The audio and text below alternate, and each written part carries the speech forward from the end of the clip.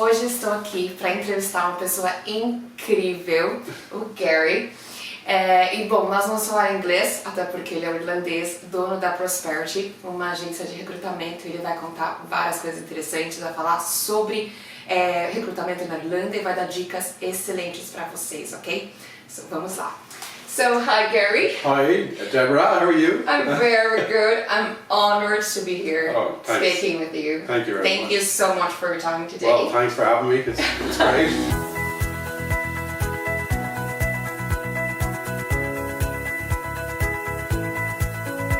And Gary, could you share some tips with the candidates that are watching us here, how they can be more prepared for the recruitment process in Ireland? Okay, well I think, people who come to Ireland, which is the positive thing is they're generally very enthusiastic. Yes. They're hard workers. They want to make a difference. Mm-hmm. They want to get in and prove themselves. And I think there's so many positives for people moving over if they have the right attitude. Exactly. And it's all coming down to the right attitude, Do you have a positive mental attitude? How can you work on, when you do get that interview, we know the general ones, and that's research the company, know the news stories that's happening to them, know the type, yourself from working with recruitment, the sort of interview questions they may be asked, how to prepare for an interview, to make sure that they show their best positive self. Exactly. And I'd say there's a lot to do about the psychology of even before an interview. Things about like don't be looking at your phone, because when you're looking down all the time, even before an interview, you don't really actually realise it, but you need to kind of lose the phone and keep your head up straight even going to the interview. Exactly. The mindset is... It's the mindset, yeah. So when you think of runners or people in sport, what do they actually do before an event like a sprinting before they race? They have a clear visual picture of it going well. They actually visualize the actual race. They visualize themselves going up to the starting line. They visualize themselves at the start line, and then they visualize themselves taking off, and then they visualize themselves the race going well. It's very, very similar in an interview situation. If you're really relaxed and you can focus before the interview and you actually put it in your head, like, what's this interview? How is this interview going to go? How am I going to get on? And even if it doesn't go quite to plan, at least you have a very strong inclination that it's going to go well. That's an amazing tip. Yeah. Very good. Yeah. Yeah, I think the majority of people, they forget about it. They just kind of think, oh gosh, yeah, they're stressed. Yes, exactly. And they don't think about like their mindset. Yeah, another really important thing is listening in an interview. That's it, yeah. See, a lot of people... And I understand the question. That's one thing. And if you don't understand the question, don't be afraid to say, sorry, I don't understand that. Do you mind repeating that, or do you mind saying that again? Or I'm just trying to think what context you're asking that question. Because it shows that you're intelligent and you're actually not afraid to ask for help. That's it. You want to make sure you understood the you're question understood, to actually answer in the best way you can. Yeah, and sometimes as well, if English isn't your first language, when people are and sometimes in interviewers can speak quite quickly. Yes. So, just take your time, just listen. And if you don't understand, say, sorry, would you mind repeating the question? Or I don't quite understand what you're saying. Just be honest, because people like that, candidates to say, look, because I actually appreciate that if someone says that to me in an interview. So listening is key, being very well prepared, having the creative visualization before the meeting, obviously thanking them at the end of the interview, and ask possibly what are the next steps. Yeah, that's it. Brilliant. Very good. And Gary, how do you see the competitiveness between Irish and foreigners in the market? Well, I have to be frank. I'm very pro international candidates. I mean, you don't only have to look at in our office. Exactly.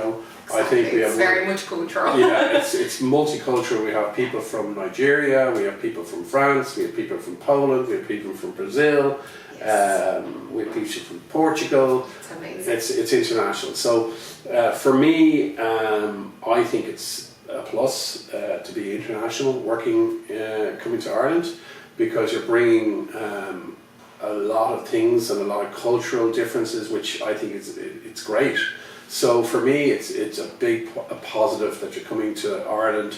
you're coming here to obviously, you know, to either have a family and get your career and, you know, whatever it is you're doing. So for me, I think it is an advantage.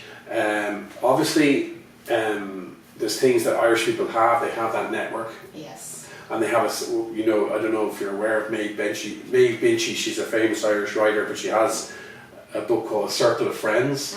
So there's a kind of a circle of friends that most people in Ireland have. Yeah. And, you know, can be, you know, a pretty big circle of friends. So I think, you know, I suppose an advantage being from Ireland is you have that sort of network of people that you know for how many years. Yeah. And you probably have it, you know, Portugal or Brazil, you know, you have that kind of people who know you. It's easier in that way. It's easier to start. Yeah. However, you know, it's impressive. I think Irish people are impressed with people who come over to Ireland and make a go of it. That's it. I certainly am. I mean, I did the very same myself. I started off waiting tables in the States and, you know, I built it up from there. But, you know, and I think it's impressive as well, you know, the work ethic from international candidates is generally very, very good. Yeah, they're very committed. Like, very committed and hard. They want to make it happen. Yeah, and Irish people are hard workers. Like, yeah, you know, too. The Irish people and people from the UK and stuff, like, they're generally, I think they are very, very hard workers as well, you know. So, I mean, I think, you know, so for me, you know, there's a lot of positives, and you know, it's really learning how to make your own mark here in Ireland. That's it. Yeah. Amazing. Very good. Yeah, Gary, actually, those were my questions. Sure. And just for us to actually finish up here, do you have any other tip or anything else that you want to share with the candidates coming to Ireland? Yeah, I would say I would always do, actually, if you're just about to come over, I would actually make sure that you're on all the databases. So there's Irish Jobs, there's Monster, there's you know, there's a lot of different databases that you can get on quickly to let people know that you're here. I would register obviously with a lot of the top agencies. Look at the specialist agencies for the area you're in. So if you're in catering, make sure you go and register with the top catering recruiters out there. You know, may try and go and get to see them, make an appointment to you know, ask it. You mightn't always get a meeting, but just, you know, make the effort to go around and see the recruiters. You know, make friends with people who, you know, in your sector if you can. Like, that means going to meetups. Again, I'm going back to, say, digital. Say, for instance, if you're interested in digital, you know, there's a ton of things happening around the city here all the time. And, you know, you arrive, you could volunteer on the event. You know, you could say, go to the organizer and say, look, I wouldn't mind volunteering for the next event, helping out or whatever. Or you could, you know, even look at possibly doing a paid internship in, you know, a place that you really want to work. You know, I would say paid, you know, to be perfectly frank, if you can. Exactly. You know, you need to earn money. In terms of, you know, obviously there's other things as well. There's property, you know, and look, I would possibly, you know, renting and stuff, it's expensive when you arrive. Yeah. So I would look at maybe further out of Dublin when you start. That's it. You know, I mean, it's transport is very, very accessible. It won't cost you as much money, and you know, you have a much better chance of getting a nicer place outside Dublin than commuting in. Yeah, that's it. Because it's not that hard, like, it's not that far. You can find a good place outside, lovely. Yeah, I think as well.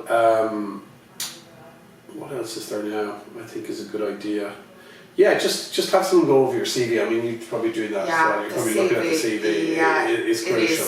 It is crucial. Yeah, definitely. Yeah. They need to understand that the CV, the structure here is completely different than in some other countries. Yeah. So they need to kind of be prepared for that as well. Yeah, and read the Irish newspapers. You know, buy online even, just to get an idea of what's going on currently. Like, what's the news of the day? What is everybody talking about? There's so many.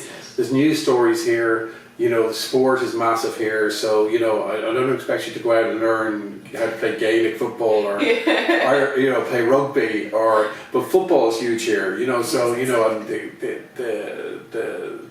the love of sport is massive in Ireland. So, you know, if you can tap into the Irish psyche, which you've done, obviously, you know, 'cause you've lived here, you sort of get to know No, it's really important. Yeah, and just even look a little bit about Irish literature. Who the writers were and stuff, because there's so much culture and history. In Ireland, that if you can tap into that and get an idea of what's going on and the history of it, it will really help you integrate into the system. You're going to have to prepare for the weather. Oh, definitely, which is not easy. Bring your umbrella. You might need to actually back up a bunch because of the break. Yeah, when it gets a bit windy, make sure you go for the good umbrellas and the hats and the coats and the gloves. But right now, thankfully, the summers are fantastic in Ireland. So what time is it now? Well, it's bright now. The evenings are very long. We're getting good. You get good spells of weather in the summer, but winter, do be prepared for be prepared for the Irish weather. That's all I can say. Yeah. You can only experience it when you're in it. Yeah, that's as Sarah will tell you. After almost 6 years. Yeah. But what I'd say to you is it is a great country. It's a great country to live. People are very welcoming. They're welcoming. It is a land of 1,000 welcomes. We generally speaking, everyone is very, very positive, and obviously, you need to learn your way where to go around. If you're in, you might even end up in Dublin. You might even end up in Cork. So there's lots to do. Lots of great experiences in Ireland. A lot of people have built their lives here. So I wish you the very, very best. Yeah, that's it. And you actually helped a lot, especially coming from you, who's a very good professional who runs the business here. So he's been there. He's spent 20 years recruiting, running a business. He's a very busy man, and grey hairs. Yeah, that's it. That's what I got from him.